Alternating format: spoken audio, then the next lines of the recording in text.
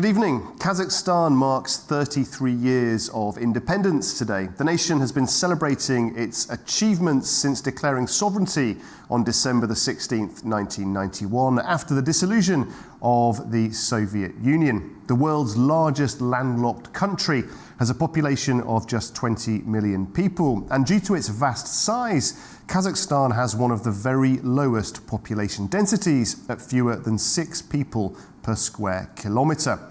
Well, let's take a look at the long journey from independence to today and some of the key milestones along the way. Well, back in 1991, Kazakhstan became the last Soviet republic to declare independence, establishing its national currency, the tenge, just 2 years later in 1993. Moving the capital Almaty to Akmola, later to be renamed Astana, symbolized a shift towards strategic modernization. Well, between 2001 and 2010, the country grew both in terms of its domestic economy and its global influence. In 2006, Kazakhstan hosted the first ever summit to take place in Central Asia of the Organization for Security and Cooperation in Europe. This led to the country chairing the OSCE in 2010. The Asian Winter Games came to Kazakhstan a year later, and in 2018, this increasingly global outlook was inculcated in a trilingual education policy where new reforms promoted Kazakh, Russian, and English education throughout the country. Well, political reforms under President Tokayev in 2022 reduced presidential powers and empowered parliaments, reflecting a move towards democratization. And the country continues to develop its role as a key transit hub in the Middle Corridor Initiative, connecting Asia and Europe through sustainable trade routes. Well, let's now speak to the political analyst, Dr. Nurbolat Nyschanbayev, who joins us from Almaty. Doctor, thank you very much for joining us on the show. A big day for your country. Tell us then, how are the citizens, how are the people in Kazakhstan celebrating today, and how are they viewing the future of the country? Well, thank you so much. Today is truly very important day for the whole Kazakhstan population. Across the city, this day has one of the 2 most important days for the whole generation of Kazakhstan. So first of all, 16th of December is interlinked one of the revolution which collapsed, which led to the collapse of the USSR 1968, 1966. Therefore, 16th of December has 2 meanings for the Kazakhstani population. For the first, it's a youth revolt in Almaty 1986, as well as Independence Day 1991. It's a very good period to look back how long we have come from and what we have been achieved in the last 3 decades. In this regard, I would like to pay attention to the most 3 important dimensions.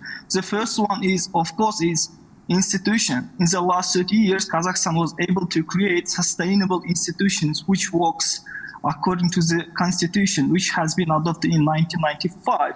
The second is definitely a trade routes, which we were able to create in the last 30 years, connecting between East and the West through the various initiatives. The third is Kazakhstan foreign policy also helped us to equalize the great powers in Central Asia. So we call it this time multi-vector foreign policy. So therefore, those 3 aspects, those 3 approaches helps us to see where Kazakhstan has come from and to what extent it has been achieved, which is dreamed about 30 years ago. And important, as you say there, to look back at how progress has been achieved over the last 3 decades, but also looking forward. I know the country has great plans to be outward looking too. Definitely. Analyzing the back 30 years, we can predict what we can achieve in the next upcoming, at least near future. So definitely the challenges will come, but the point is how the state institutions as well as the population in Kazakhstan will overcome challenges. From my point of view, the number 1 challenge for Central Asia in the upcoming near future will be the climate change. to what extent Central Asian states, including Kazakhstan, will respond to the climate change, because it may lead to the massive migration from the east to the west. So as a geopolitical hub in Eurasia for Kazakhstan, that's very important to prevent, to take actions for the climate change issues. The second aspect is, I think, still Kazakhstan's political institutions needs an advancement in terms of democracy, transparency. Also, we need active public political participations for the election, during the referendums, as well as during the daily life. That's very important in the upcoming 30 years, I think. How difficult is it to control, to develop, to engage with citizens and businesses in a country that is so huge and where populations are so widely dispersed? Definitely, the Kazakhstan geopolitical position as well as geographical position, it makes at some point hard to make transportation within the country to deliver the goods from one city to another city. Also, from minus 30 to the plus 30, climate is also making some challenges to the business development within the Kazakhstan. But according to the latest data, 2024, Kazakhstan, in terms of digitalization, includes in the top 10 country in the world. I think one of the success in the last 30 years, it is a reform which we are able to achieve huge amount of success in terms of digitalization of the service in communication, business, and the government services. So therefore, for imports, internal and exports, for the movement of the goods, the digitalization of all the sphere of life is helping to Kazakhstan to overcome those challenges. And obviously reaching out to many, many different countries, using that technology that you just mentioned about becoming increasingly important. How important is it to build solid relationships with other countries in this region, in the Central Asian region, South Caucasus region? We're obviously here in Baku at the moment. I know there's been a strong tradition of partnership between Azerbaijan and Kazakhstan, for example. Definitely, Kazakhstan's geopolitical position historically became on the hotspots, on the crossroads of the different various forms of civilization. If you look back to the Silk Road long time ago, but in the 21st century, Kazakhstan foreign policy also partnership with other, with a great power, let's say, with other states is testing. So now Kazakhstan is experiencing, I think, kind of geopolitical turbulence due to the external geopolitical changes in these Eurasian landscapes. When it comes to the Kazakhstan-Azerbaijan aspects, in the last 2 years, Kazakhstan with Azerbaijan was able to re-innovate to create middle corridor, Trans-Caspian trade routes. So that is becoming kind of trade hubs connecting East Asian states with Europe, with the help of Caspian corridor, Azerbaijan, Georgia, and Turkey. I think that has a great potential in the upcoming near future, transporting the goods in a comparatively short amount of time at a quite expensive with other trade routes. Also, in the last 2 years, the ongoing geopolitical tension between Ukraine and Russia. So Kazakhstan's middle corridor is offering kind of bypassing those traditional northern roads, offering alternative trade routes for the global networks. Yeah, it's very interesting. The middle corridor can bypass geographically, but also geopolitically some of these difficult terrains to navigate. And on that subject, you know, the world's big powers, China, America, we're seeing the new incoming administration of President-elect Trump. How is Kazakhstan viewing its relationships with these great powers on either side of its country?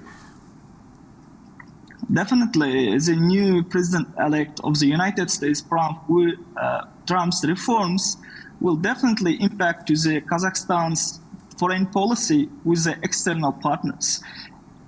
Indeed, American presence from the 2025 in regard to Chinese trade tariffs and regulation, I think will take a new shift, new agendas on the Kazakhstan's role on the in particular logistical aspects. So Kazakhstan, in collaboration with the Chinese One Road, One Belt initiatives, is investing a joint venture, which takes from Khargos roads to the Caspian by the land routes, then taking the Caspian Sea with the help of the middle corridor to the Europe. So this kind of alternative trade routes will take it into the next step, relations of Kazakhstan with China as well as with the United States in the upcoming 5 years. And we touched earlier on the importance of technology, but also on climate change in terms of leading the fight against climate change and playing a partnership role, but also on dealing with the effects of climate change domestically. Just give us your sense of how important climate change sustainability is going to be to the future prosperity of Kazakhstan. Definitely, climate change is one of the main core value of the foreign policy of Kazakhstan in the last 10 years, let's say. Also, according to the Kazakhstan foreign policy strategy until the 2030, climate change has been considered one of the top priorities for the foreign policy of Kazakhstan. Therefore, even today, Kazakhstan's role integrating Central Asian states, implementing one common policy on the fighting against climate change, promoting green policy is taking space. So in the upcoming decades, Kazakhstan should have a leading role in promoting environmental green policy, taking actions, preventing climate change issues, because it's a kind of collective issues if no one takes a step, if it needs collaborative actions. And just finally, Dr. Nyschanbayev, the transition, many countries talk about transition, energy transition, diversification into new industries. Kazakhstan is a country where innovation is growing. Just tell us about what you expect to be the industry success stories of the next 5 and 10 years in Kazakhstan. Sure, definitely. Back 2017, Kazakhstan has held Expo 2017, which dedicated to the green energies. So this time is also Kazakhstan is promoting such a kind of global actions to promote in this sphere values, reforms, and educational aspects. So therefore, my vision is first Kazakhstan should collaborate Central Asian and the Caucasus states to promote kind of common agendas. Kazakhstan has experience fighting, also promoting such a kind of green policy. In the case of Aral Sea during the USSR time has become a problem not only for Kazakhstan but for the whole world. So therefore, Kazakhstan doesn't want to repeat again the mistakes from the Soviet period. So therefore, for Kazakhstan foreign policy in the next at least a decade would be the top one priority, keeping the world green and promoting as much as they can climate change oriented policy. Excellent. Thank you so much, Dr. Nyschanbayev, for us there in Almaty. Thank you for joining us. Now, our very own Ali Sultanzadeh reports on why the world's 9th biggest country is looking outward to help boost its economic future. Kazakhstan's 33 years of independence is a milestone reflecting its steady progress and strengthened role in regional partnerships. Since gaining sovereignty in 1991, Kazakhstan has emerged as a pivotal player in Central Asia, fostering cooperation and advancing economic development. Its collaboration with Azerbaijan stands as a testament to shared history and strategic vision.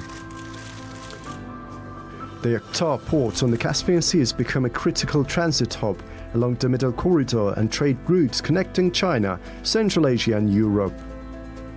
Kazakhstan's infrastructure and Azerbaijan's port of Baku work in tandem, facilitating seamless trade and positioning both countries as vital links in Eurasian connectivity. A significant step forward was taken during COP29 in Baku, where an agreement was signed between Kazakhstan Railways, Azerbaijan's Port of Baku, and China's Xi'an Free Trade Port. The deal focuses on constructing an intermodal cargo terminal in Eilat, covering an initial 40 hectares. The project aims to expand cargo handling capacity, reduce transportation costs, and shorten unloading times, enhancing the efficiency of the China-Europe route. In addition to economic collaboration, regional cooperation was further reinforced on November 13. The presidents of Azerbaijan, Kazakhstan and Uzbekistan, Ilham Aliyev, Kassym-Jomart Tokayev and Shavkat Mirziyoyev signed the agreement on strategic partnership in the development and transmission of green energy. President Ilham Aliyev emphasized the historic significance of the agreement, noting its role in connecting Central Asia, the Caucasus and Europe through an undersea electric cable across the Caspian Sea. This energy corridor will integrate renewable energy development, synchronizing efforts between the three nations and linking the Caspian and Black Seas to Europe. Economically, Kazakhstan and Azerbaijan have long focused on energy and transport cooperation. Kazakhstan relies on Azerbaijan's infrastructure, including the Baku-Tbilisi-Ceyhan pipeline, to export oil to international markets. Trade growth has been steady, with the Akhtar port playing a key role in supporting container traffic and expanding connectivity across Eurasia.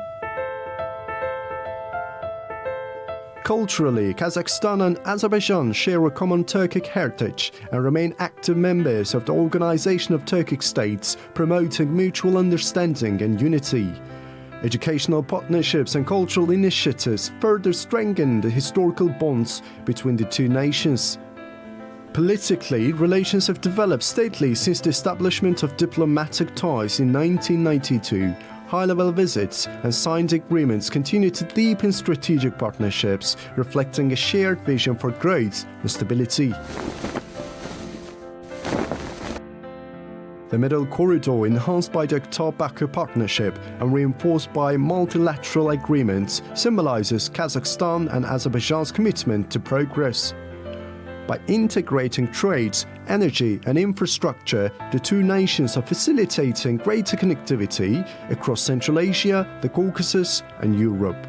Kazakhstan's independence has been marked by economic leadership and regional cooperation.